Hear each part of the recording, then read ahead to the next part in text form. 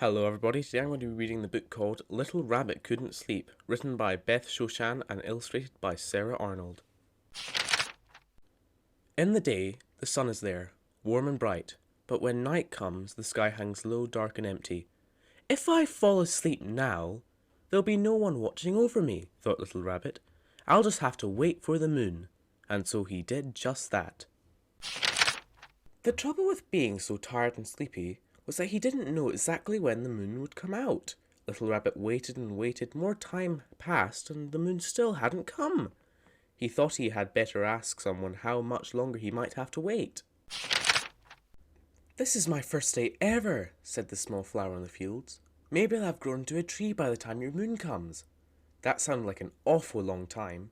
Little Rabbit thought he had better ask someone else, just to be sure.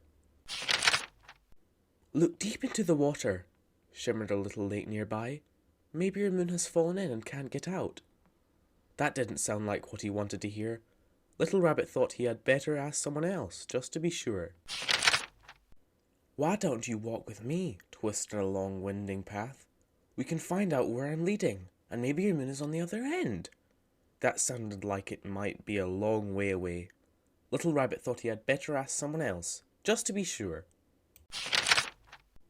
"I've just blown into these parts," breezed a wind that had picked up. "Who knows? I might be a big fierce storm by the time your moon comes." That didn't sound like something he wanted to wait for. Little Rabbit thought he had better ask someone else, just to be sure. "We can't see your moon yet," rumbled the great rolling hills. "And we can see far into the distance from up here." That didn't sound very promising. Little Rabbit began to think that the moon might never come, and he was getting awfully tired.